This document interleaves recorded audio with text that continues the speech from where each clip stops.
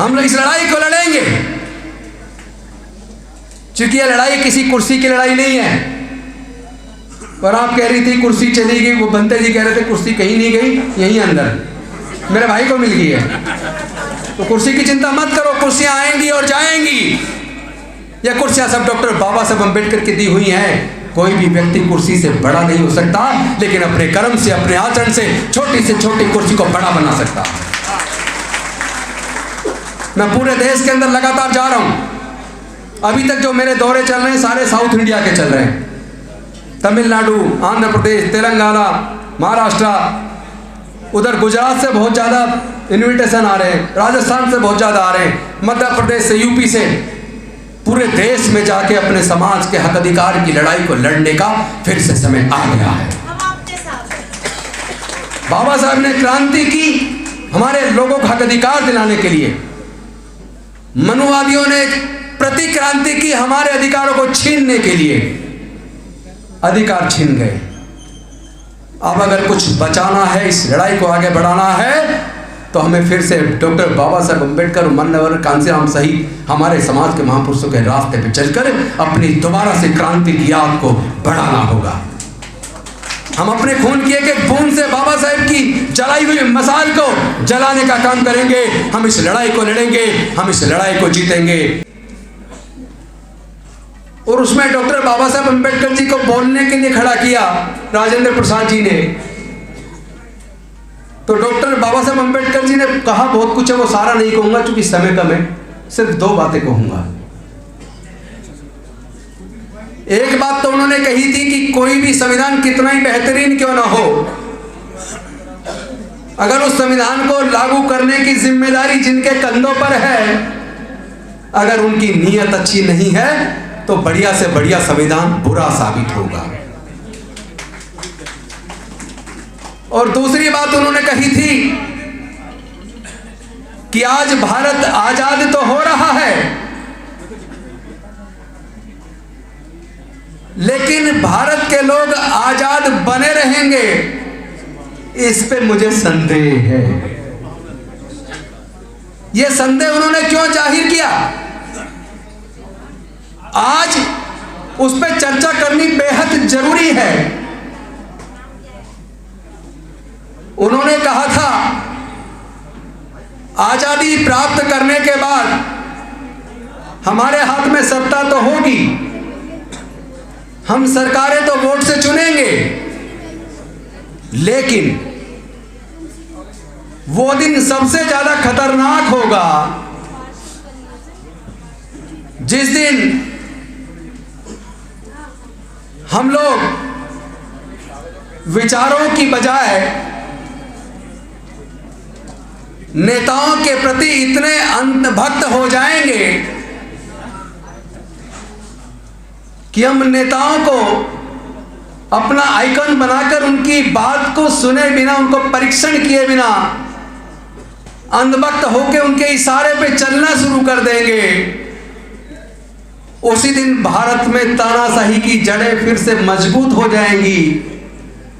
Bharat paper पे आजाद तो रहेगा, लेकिन उस दिन भारत के लोग अपनी आजादी खो देंगे। अनफॉर्चुनेटली आज भारत के साथ वो हो चुका है।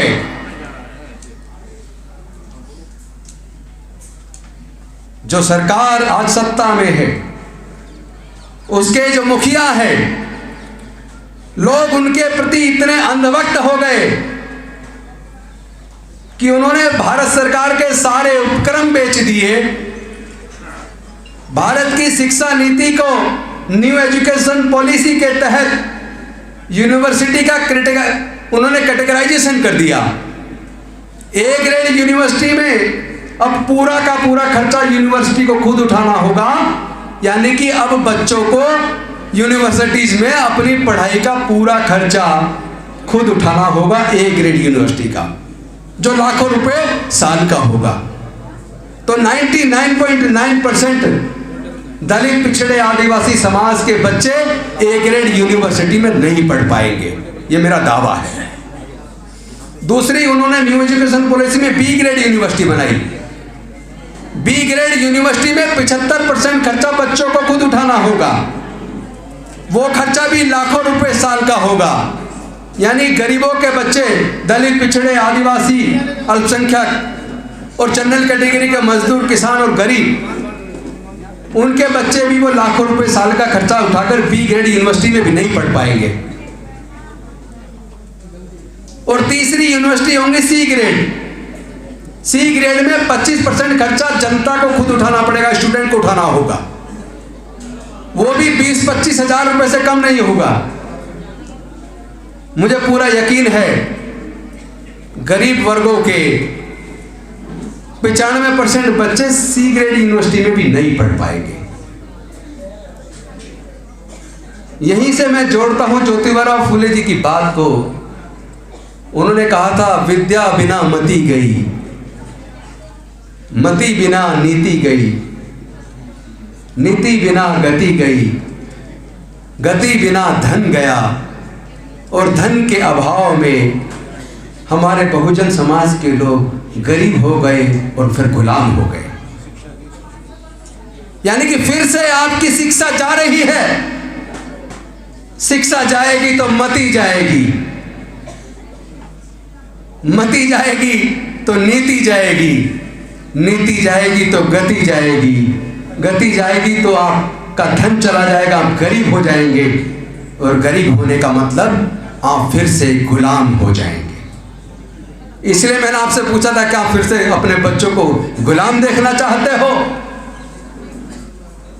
तो आप माने या ना माने, पर मेरी बात को आप अपने फोन में रिकॉर्ड कर लें। ये लाइव भी चल रहा है। आने वाले 20-25 साल बाद आपके बच्चे इस स्पीच को लाइव सुनेंगे, जो लाइव हुई आज।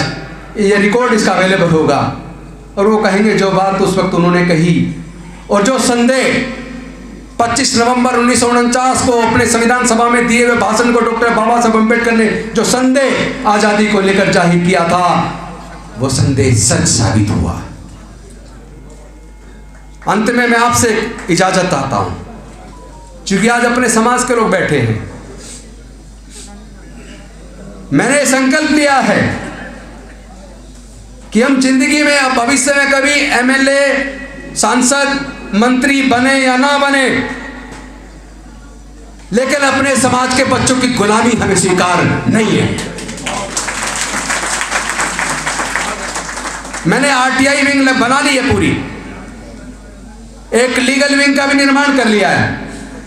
अब पूरे देश की सरकारों से, आरटीआई से सारे मुद्दों पर, जो दलित, पिछड़े, आदिवासी, गरीब, मजदूर, किसान के मुद्दे हैं, उन पे मैं खुद आरटीआई लगा के पूरे देश से सारा डाटा इकट्ठा करूंगा। पूरे सरकारों का क्या बजट होता है, उस बजट कहां कहां जाता है, उसको सारे को मैं इकट्ठा करूंगा। और कोर्ट के अंदर एक वकील के तौर पर सुप्रीम कोर्ट और हाई कोर्ट के अंदर पब्लिक इंटरेस्ट लिटिगेशन डालकर जो सरकारें हमारे लोगों के हक अधिकार को छीनने का काम करेंगे, उन सरकारों को निस्तानाबूद करने का हम काम करेंगे।